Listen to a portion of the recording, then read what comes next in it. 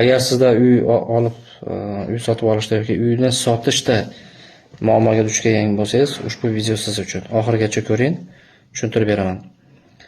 Tushgan murojaatga ko'ra, fuqaro sotuvchi uyida xaridor bilan kelishuv qilgan ma'lum summaga, masalan aytaylik $30,000 ga. Sotib oluvchi $10,000 berib uyga kirib olgan.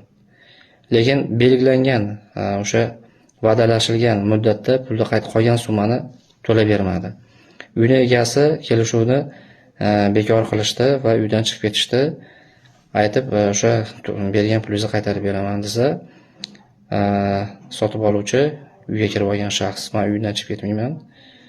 Menga o'sha bergan pulimni ham qaytarasan, men uning ustiga $10,000 yana pul qo'shimcha pul berasan. Chunki men shuncha pul sarf qildim deb aytgan. Bu noto'g'ri talab bo'lgan, chunki uyning egasini nimasiga, fikriga ko'ra $2,000 yoki $3,000 o'zining ehtiyojlari uchun o'sha uyda yashab sarf qilgan. O'ziga endi kerakli mebellar olgan, kosmetik remont qilgan, yengil.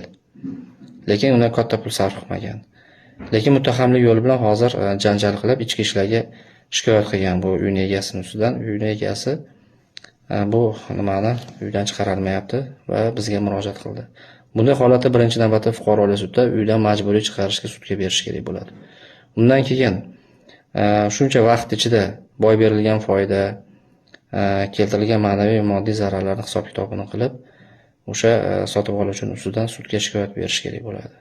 O'shandagina moddiy va ma'naviy zarar undirish ishlari sud tomonidan ko'rib chiqilayotgan paytda u talab qilgan summani ham hisob-kitobi asoslari talab qilinadi. Agar isbotlab berilmaydigan bo'lsa, bu summa qaytarilmaydi.